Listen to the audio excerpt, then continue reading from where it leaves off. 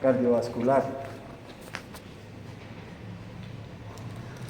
Como quien dice, está relacionado con la parte vegetativa, ¿no?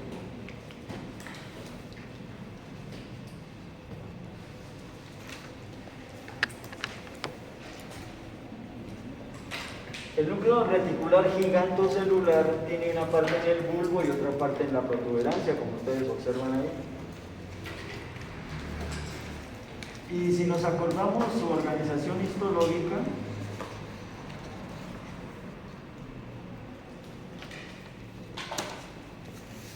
de los dos, reticular ventral y de la parte vulvar del gigantocelular, es que se origina el fascículo retículo espinal vulvar,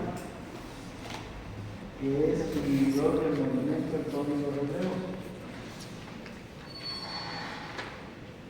¿Qué pasó?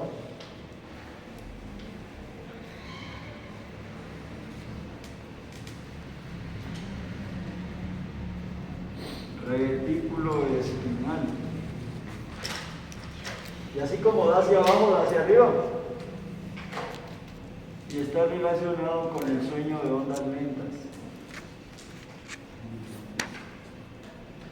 Sueño de ondas lentas.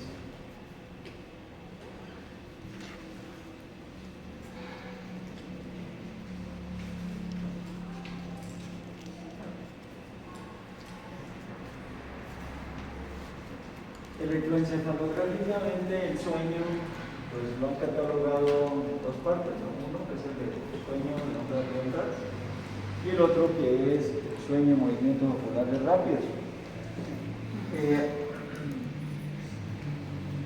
Entonces miremos un poco.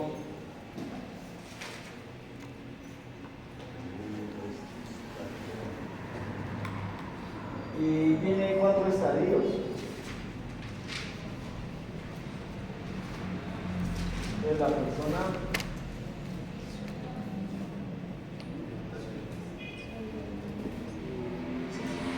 eso lo hacen en una habitación y le colocan unos electrodos y la persona tiene que estar dormida toda la noche. Y hay unos monitores que están controlando eso y está ahí el técnico pues mirando que todo funcione bien. Entonces cuando comenzamos a dormir, entramos en un primer estadio que tiene unas características electroencefalográficas. Luego pasa al estadio 2, 3, 4. Y luego se regresa.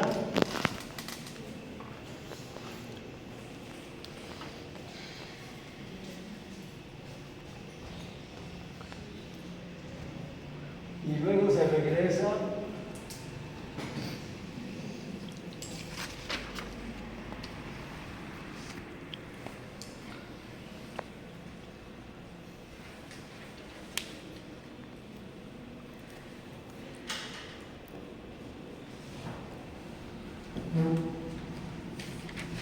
Y vuelve otra vez a entrar en el estado 1, 2 y 3, pero ya casi no baja al 4.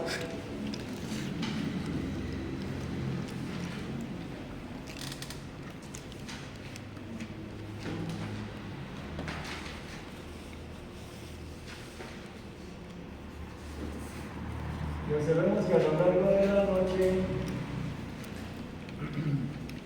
no baja al estadio 4 y a veces al 3 no baja, pero vuelve, sube y observemos que la longitud de cada onda, ¿miren?, se va alargando a lo largo de la noche.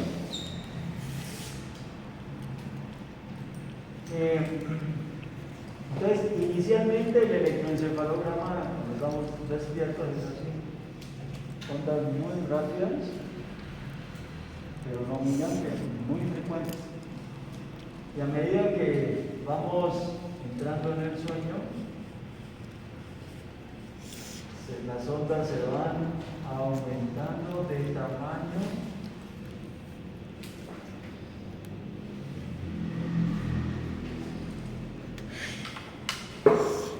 y vuelve otra vez.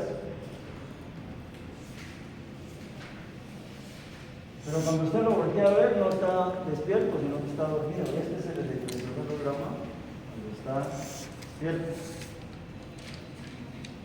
Y cuando abre los ojos entra el ritmo alfa, dicen los autores. ¿Qué hace esto? Son ondas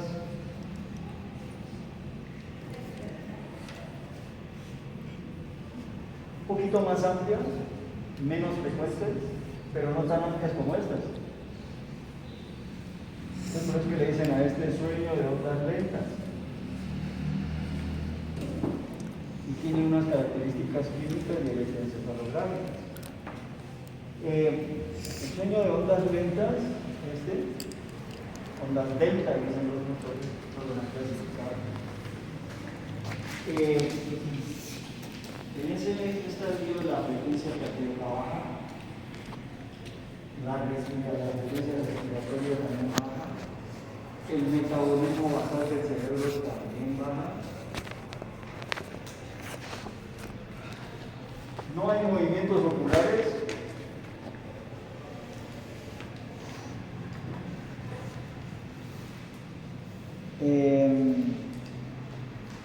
El pulso baja. Y progresivamente cuando va hacia arriba, decimos sale, va saliendo del sueño. Entonces es donde estos picos aquí, que se van alargando progresivamente a lo largo del sueño. Es donde han observado que cuando llega aquí, está así. Entonces dicen, ¿cómo así? Está despierto, pero lo voltean a ver y está dormido. Y es en este periodo donde hay movimientos oculares. Si ustedes han tenido oportunidad de ver a su mascota, que cuando está dormido mueve los globos oculares debajo del párpado. Entonces, por eso se llama sueño de movimientos oculares rápidos, porque no ocurre en el sueño de ondas lentas. Es ahí donde soñamos. Generalmente, si nos despiertan aquí, referimos con un video. No todas las veces, pero sí principalmente las del final de la noche.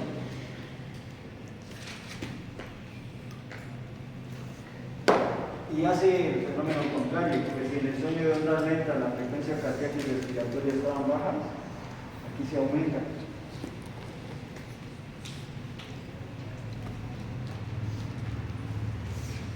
Hay movimientos oculares y hay erección, no saben por qué. Entonces las mujeres creen que porque uno está erecto en ese momento es porque quiere algo, pero no, es que es un fenómeno normal, el sueño, no es un movimiento ocular de verdad. Así que dejen dormir. Eso no ocurre en el sueño de ondas lentas.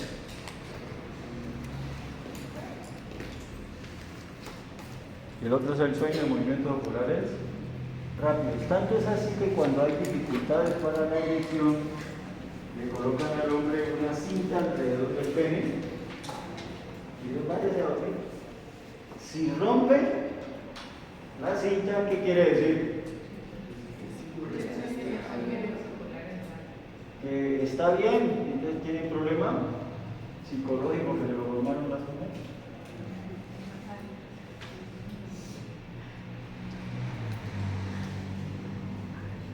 Es un decir, ¿no? Van a tomarlo en serio.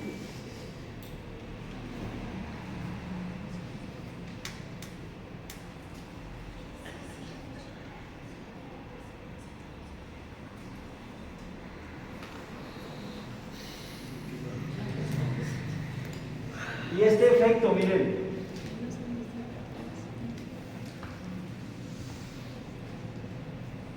cuando está despierto y comienza a hacer ondas más lentas, es lo que se llama, perdón, al revés, y pasa acá, es lo que se llama desincronización del electroencefalograma. Y ese cambio ocurre cuando estimulamos la formación reticular, es decir, despertamos a la persona o al animal de experimentación. Eso se llama desincronización del electroencefalograma. Entonces no se sabía por qué, estando electroencefalográficamente despierto, sin embargo voltea a ver a una persona y está dormida. Después se dieron cuenta que lo que pasaba era que había un sistema descendente que bloqueaba el tono, el movimiento y los reflejos, pero electroencefalográficamente estaba despierto. ¿Y por qué debe estar despierto? Pues porque la corteza tiene que estar prendida para poder hablar, para poder ver, para poder escuchar, para poder volar en el sueño.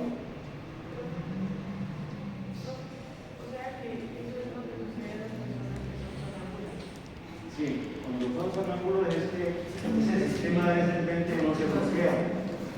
Entonces está prendida la corteza y usted vive el sueño.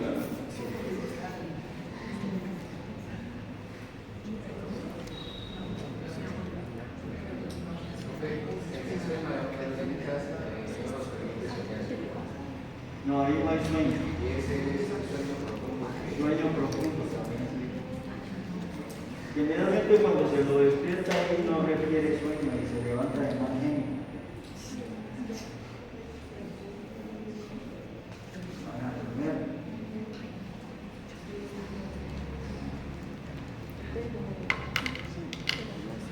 En las parálisis del sueño, ¿qué ocurre? La parálisis del sueño es que ya se ha despertado, está así, pero el sistema que bloquea hacia abajo todavía está prendido. Entonces él entra en angustia porque ya está despierto, pero no se puede mover.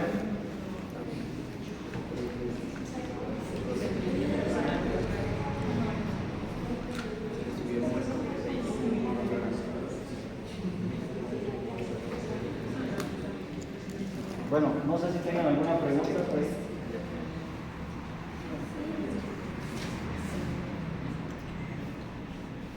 Yo creo que esto era pues como una abrebocas, como para cuando se les hable de sueños en esos graves rápidos y de sueños de ondas rectas, tengan una idea de eso que es que les están hablando. Los estados de coma que son daños en la formación reticular. Sí. O en las conexiones de la formación reticular con la corteza. Bueno, ¿qué otra pregunta? El núcleo reticular ventral y el giganto celular de la parte del bulbo es lo que se conoce como formación reticular inhibidora. Mire que la información que baja hacia la médula bloquea el movimiento del camino reflejo. Y esa hace parte de ese sistema descendente que nos bloquea a nosotros cuando estamos en el sueño.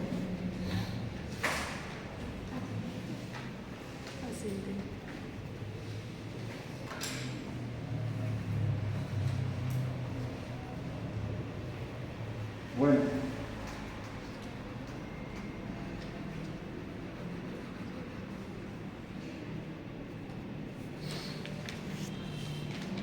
seguimos.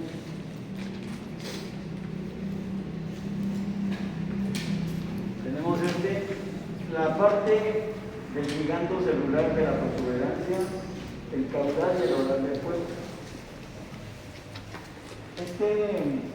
Estos núcleos dan hacia abajo, si se acuerdan, es donde se origina.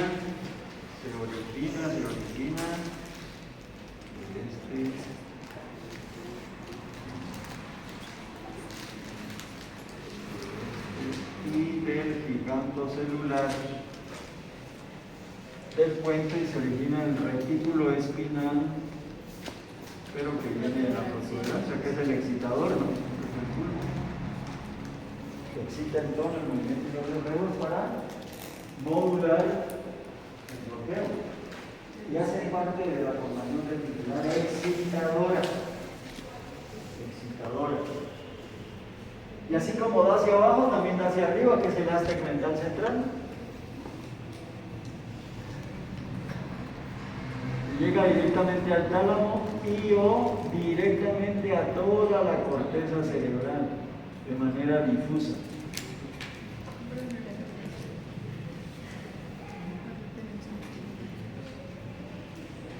pasa?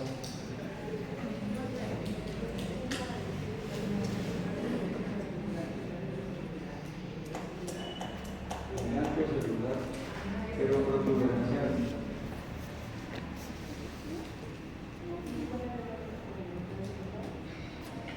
No, de las acciones que van hacia arriba, que salen de esos núcleos, que se gastan en la central. Y que va al tálamo, que inerva toda la corteza de manera difusa y nos despierta, nos despierta, desincroniza el electroencefalograma, ya que ya sabe usted, ¿no?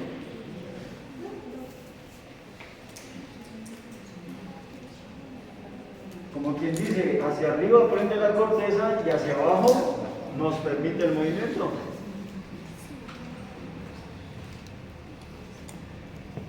En cambio, la formación reticular inhibidora hacia abajo nos bloquea el movimiento del tono y los reflejos y hacia arriba nos hace soñar, pero el sueño de ondas lentas.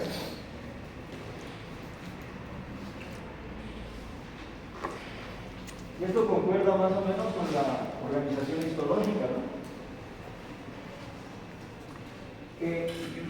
Entonces observamos que esas conexiones que van hacia toda la corteza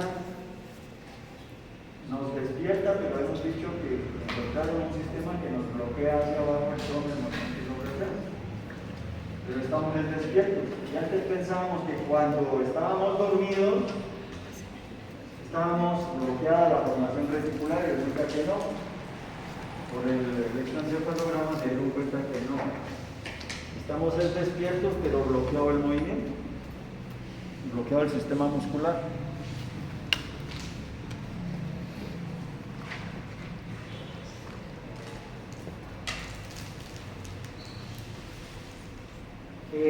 Vieron también que había unas fibras que salían de ellos, principalmente del oral y caudal del puente, y que se dirigían al cuerpo geniculado lateral, y luego se dirigían al lóbulo occipital. Y llamaron a esa vía, le llamaron descargas contogenículo occipitales. DPG, DPO.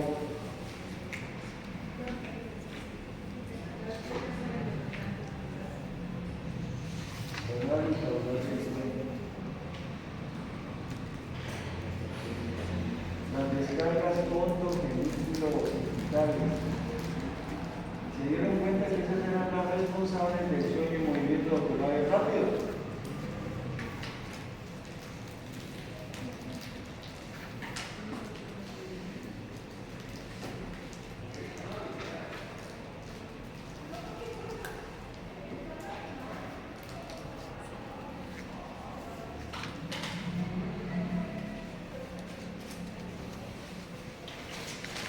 Y al menos tenemos dos estructuras que excitan el movimiento ocular rápido. ¿Usted se acuerda cuál era, mija?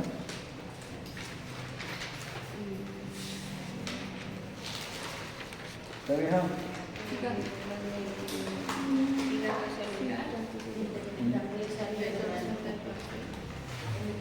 El tegmental dorsal,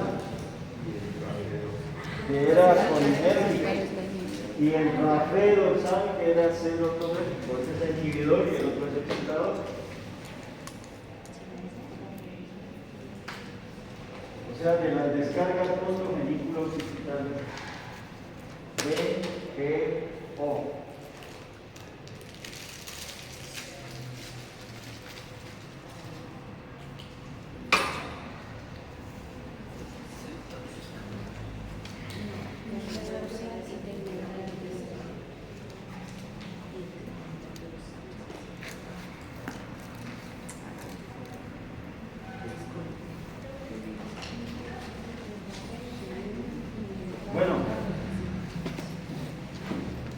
Resulta que las descargas contogenículo occipitales fueron las primeras que descubrieron, pero después se dieron cuenta que no solamente el cuerpo geniculado lateral y el lóbulo occipital estaba activado, sino que toda la corteza cerebral. Y por eso es que decimos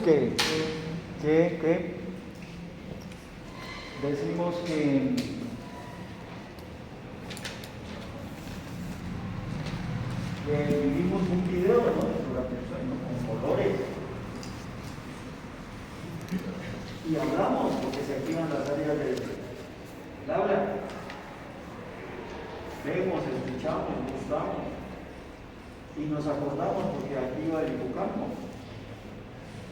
Y tenemos emociones y motivaciones en el sueño por la activación de la amígdala.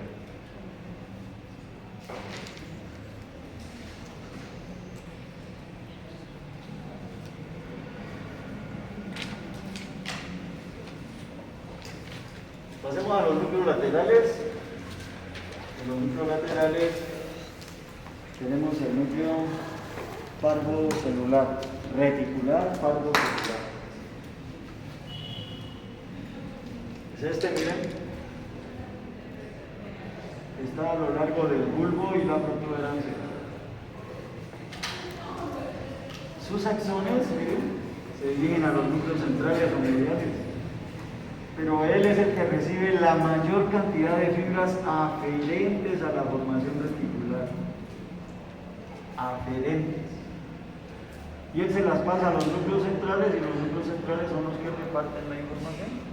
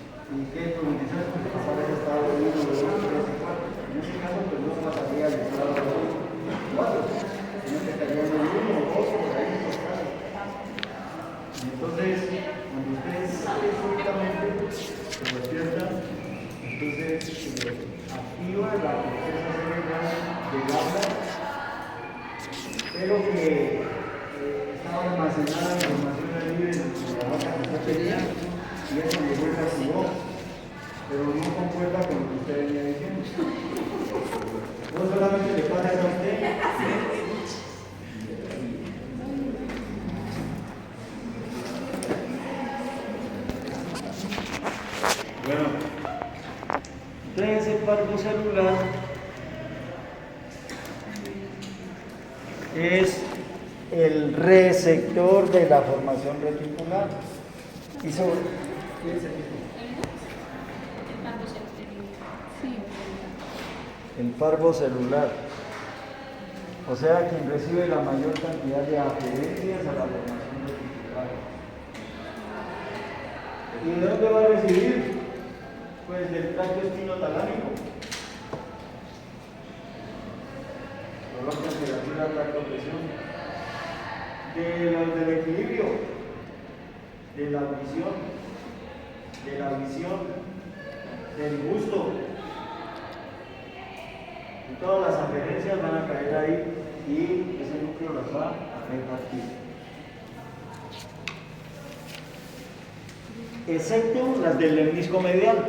Hasta ahora se dice que el lemnisco medial, o sea, las funciones del cordón posterior, no activan la formación reticular. Del resto, todos los tipos de sensibilidad o sensitivos sensoriales, sensitivos se refiere a las somáticas, ¿no? Y sensoriales a los sentidos especiales. Olfato, visión,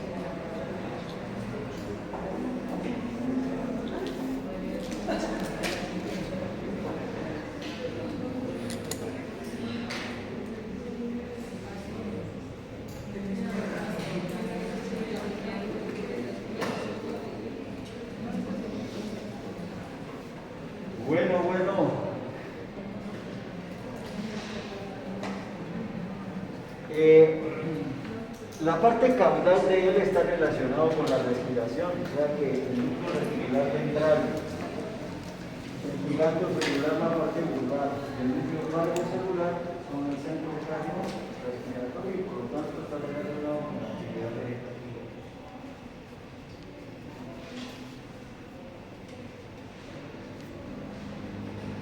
Profe, Yeah. o sea que en un trauma craneoencefálico severo, o sea, cuando ya empiezan a hacer, que al final ya tienen, se les ha declarado muerte celular, es esta parte de la formación reticular las que la hacen caer en paro cardiorrespiratorio. Sí, va. Por ejemplo, la hernia de la amígdala, del cerebelo, cuando trata de salir por el foramen magno, porque hay una lesión expansiva en la fosa posterior, no tiene pan de coger, ¿cierto? Entonces coge los sitios de máxima debilidad, y una de ellas es el foramen. Entonces, el comienzo de la terminación del bulbo y el comienzo de la médula, pues baja por ahí, ¿cierto? Pero las amígdalas están posterolaterales. Entonces ellas bajan y comprimen ese centro cardiorrespiratorio y producen un paro. Ese es el problema de la hernia de la amígdala.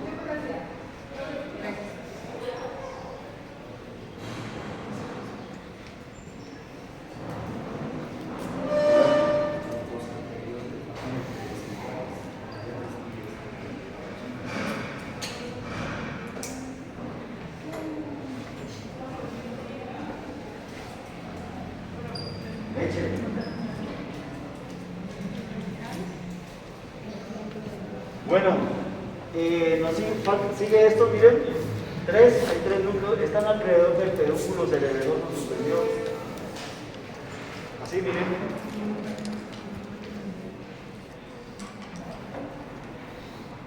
Y es el núcleo parabraquial, el área X de Sakai y el tegmental pedúnculo póntico. Son tres núcleos, estos miren. El núcleo parabraquial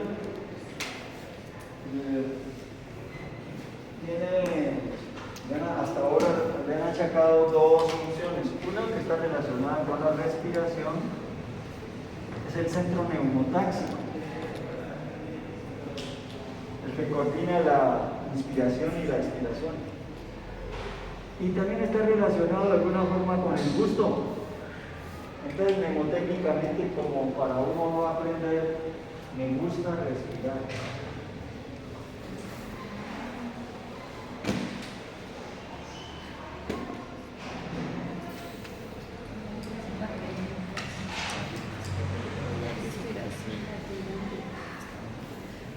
Y cuando veamos las vías del gusto, vamos a ver qué está involucrado ahí.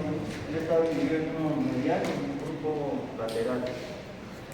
El área de X del Sakai y el tegmental pedúnculo póntico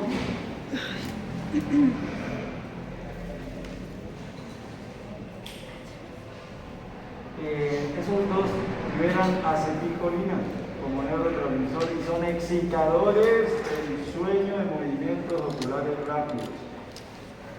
Entonces, en compañía del tegmental dorsal, que también libera acetilcolina, activa el núcleo oral y caudal del puente, que son los que dan las descargas pontogenículo occipitales.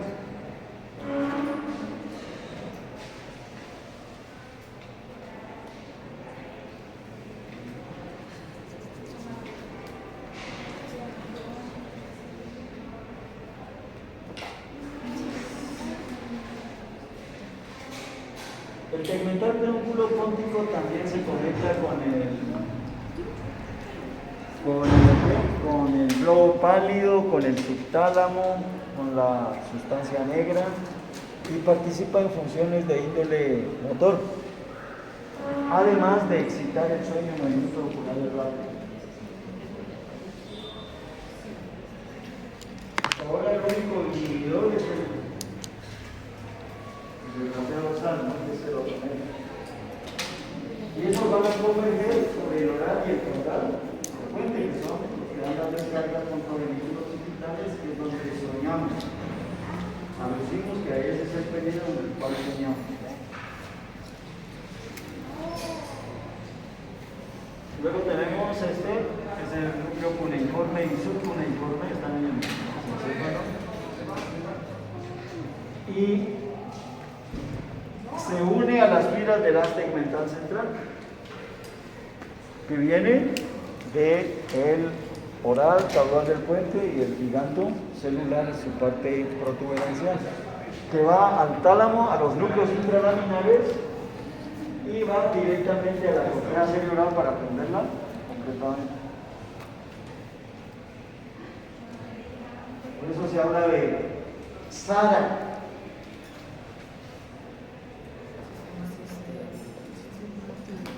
Sistema activante reticular ascendente. Ese es el haz tegmental central.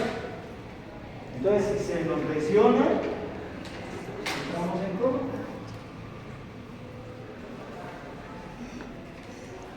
Eso no tendrá más de 1 milímetro de diámetro. Cúmulo de lesiones, ¿no? Cúmulo de lesiones. No es que las lesiones del tallo cerebral son muy graves, ¿no?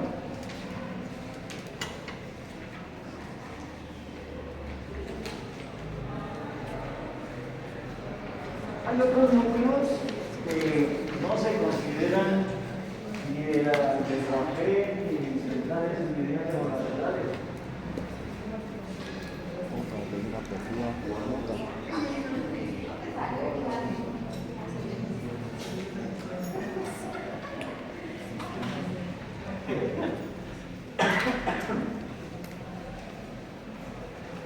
Bueno, hay unos núcleos que no se consideran del RAFE ni de los centrales o mediales o laterales. Ya cobró importancia que es el núcleo del locus ceruleus. Está dividido en una parte principal, una parte ventral, una parte subcerúlea y en un núcleo alfa y perialfa. Entonces el locus ceruleus está dividido en uno principal, uno ventral, uno subcerúleo y alfa y perialfa. Del principal es que sale el fascículo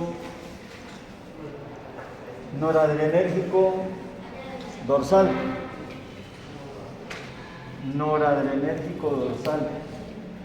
Libera noradrenalina, desde luego. E inerva todo el sistema nervioso central.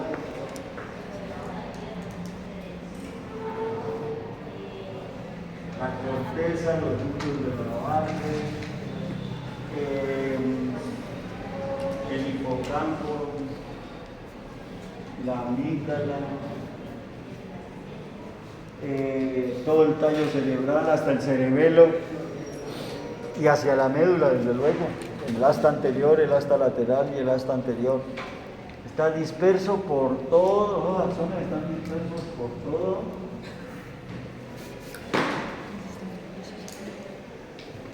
El sistema nervioso central.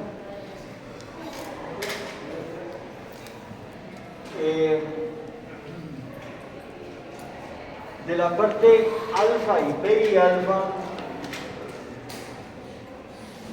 entonces este da el fascículo noradrenérgico dorsal.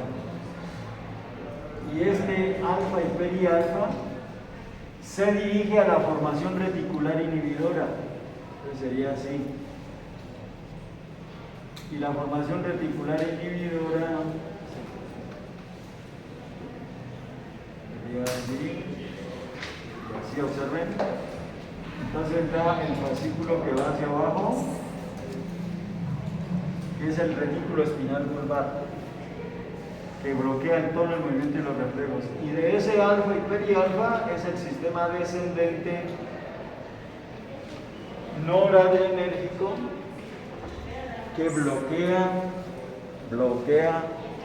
el caudal y el oral del puente y no permite el sueño en movimientos oculares rápidos, igual que el núcleo del rafe dorsal, pero ese es serotonérgico. Entonces los que bloquean el sueño en movimientos oculares rápidos es el rafe dorsal, que es serotonérgico, y el locus ceruleus, el núcleo alfa, es el núcleo alfa y perialfa, y bloquea el sueño en movimientos oculares rápidos. Entonces dos, el rafe dorsal y el alfa y perialfa, que son los núcleos del locus ceruleus. Activan la formación reticular inhibidora y por eso es que estamos bloqueados durante el sueño.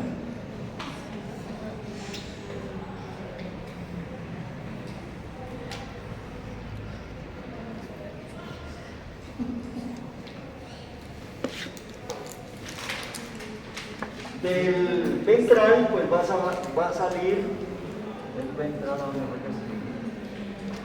va a salir el núcleo, no, el fascículo noradrenérgico ventral.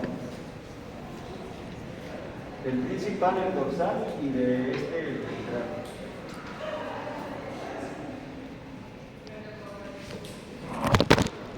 Y del alfa y perialfa, que es el que bloquea al oral y caudal del puente, bloquea las descargas que hay en un punto más.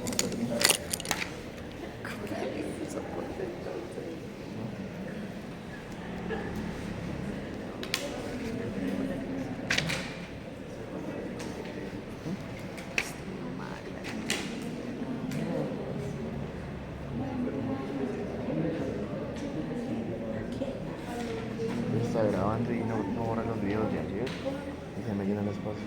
Cuando fui a borrar todo me perdí.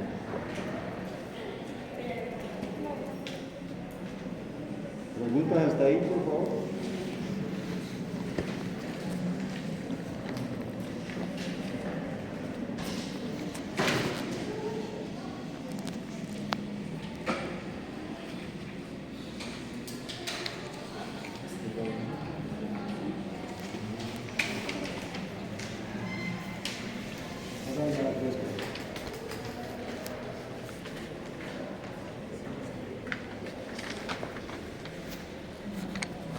Intenta acomodármelo ahí por favor. Que acá no puedo copiar. Questions. ¿Cuestiones?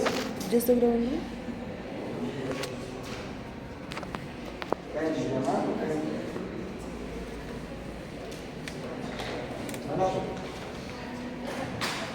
Pero no para escribir, sino una pregunta así buena.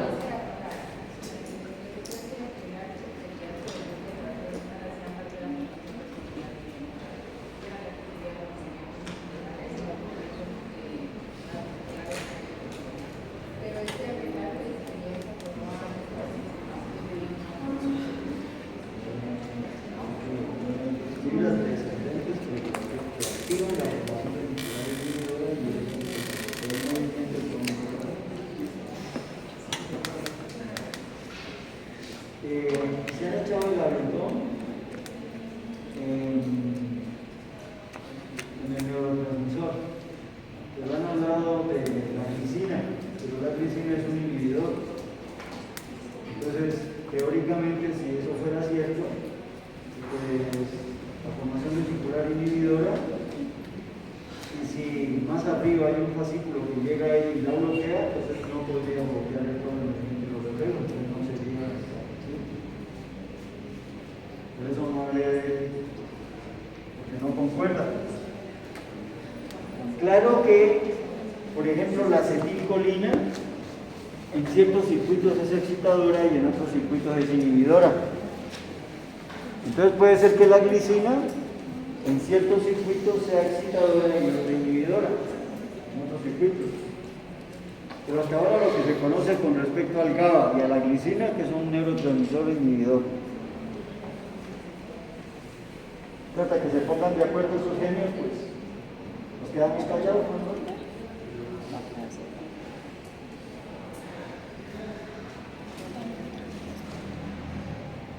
Pasemos al siguiente objetivo, que son las conexiones.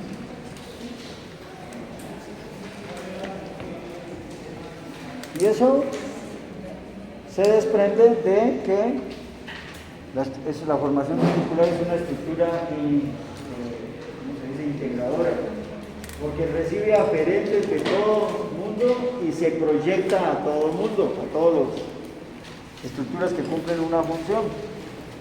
Por lo tanto,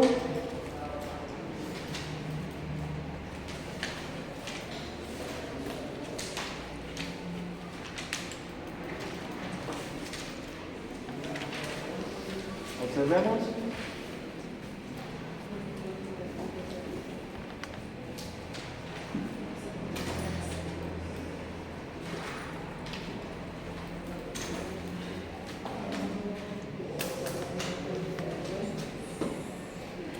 Miren, aquí en el núcleo del Rafael Pargo, que decíamos que era el receptor de la formación reticular, porque sobre él caía la mayoría de la información aferente. Observen la que viene de la médula, el fascículo espino talámico, colaterales. El corículo superior recibe fibras de la visión, de los núcleos del trigémino también, de los núcleos coclear anterior y posterior, de los núcleos vestibulares y del núcleo del fascículo solitario. Entonces, como quien dice, la formación reticular se entera de todo lo que ocurre por dentro y por fuera, ¿no?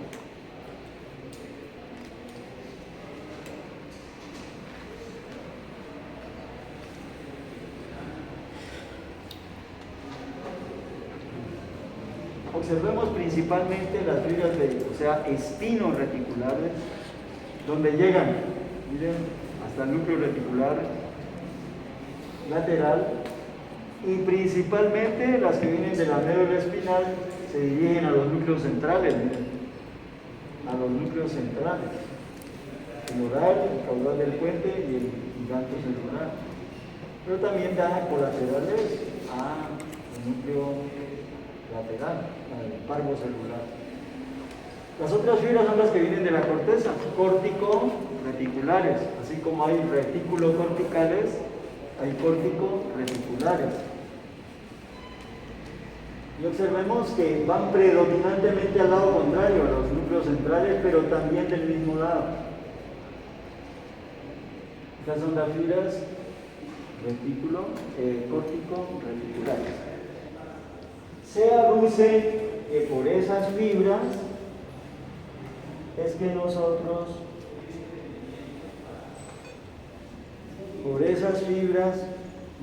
nos concentramos en el dolor y no podemos quitar nuestra mente del dolor.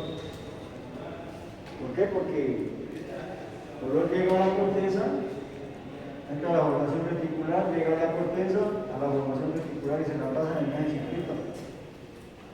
Usted no puede quitar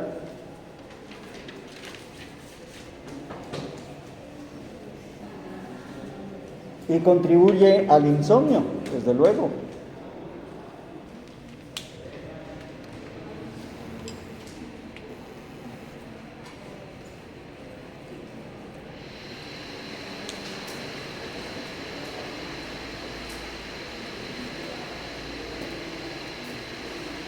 Entonces vienen de la médula espinal y vienen de la corteza. Así como van al cerebelo, pues también vienen del cerebelo reticulares.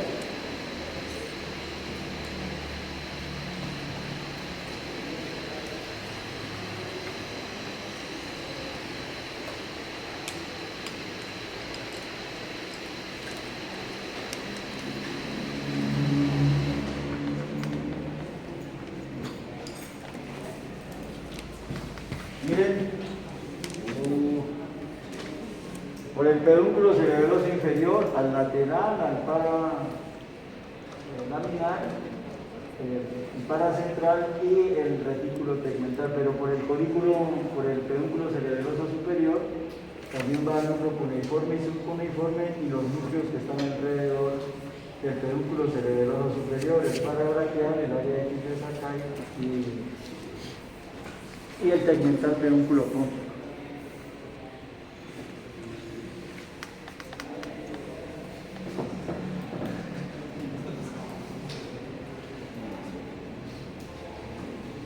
¿Recuerdan este en el hipotálamo?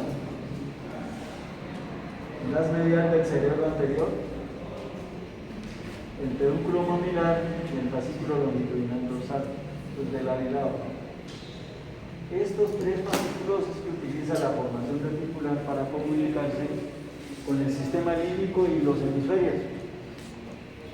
Entonces observen el núcleo ventral, el trafeo dorsal y el del trafeo mediano y el tegmental ventral, observen el fascículo, las medial del cerebro anterior, se conecta con el área septal, con el hipotálamo, y por el fornis y la estría terminal se dirige a la amígdala y se dirige al hipocampo y al área renal. Estas serían retículo límbicas, y en ese mismo sentido de regreso van a terminar aquí en estos núcleos. Entonces serían límbico reticulares.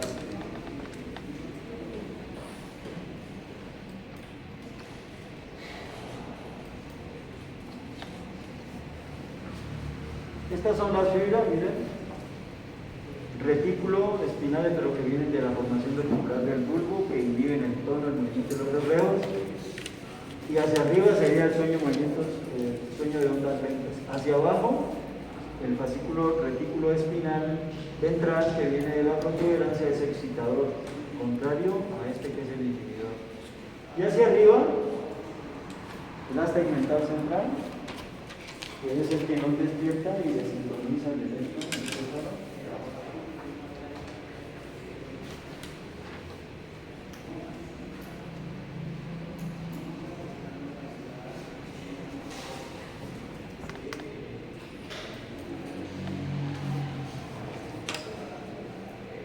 Estas son las fibras de regreso, retículo límbicas, que vienen del diencéfalo y vienen también del hipotálamo. En el mismo sentido. Por ello es una estructura integradora. Me da información a todo el mundo y recibe de todo el mundo. Entonces, con respecto a las funciones, decimos que la formación reticular está relacionada con el movimiento y la postura, desde luego, el tono y el reflejo. Está relacionado con la... Uy, gracias, mira, que es una... Gracias. La única que se conduele, ¿verdad?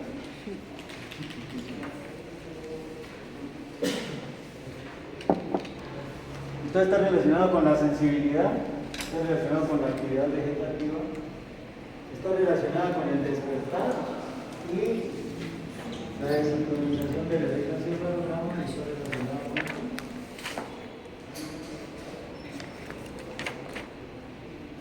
¿Escucho preguntas?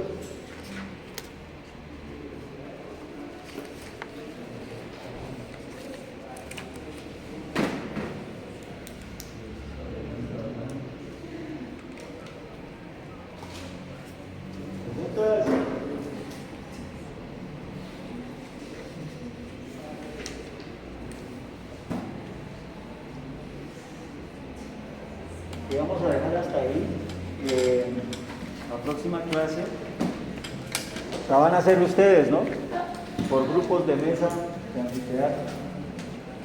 Hoy en la mañana o en la tarde les doy el taller y vienen a exponer por grupos aquí. Pues un grupo va a tocar el sistema colinético, otro el sistema noradrenérgico, otro la dopamina, otra la serotonina y otra la histamina. ¿A cuánto es el parcial? No, no sé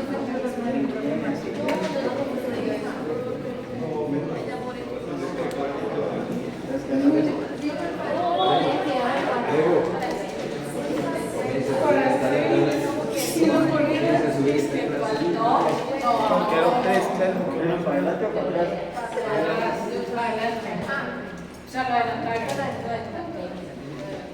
No, profe, no, ¿Qué dice? no,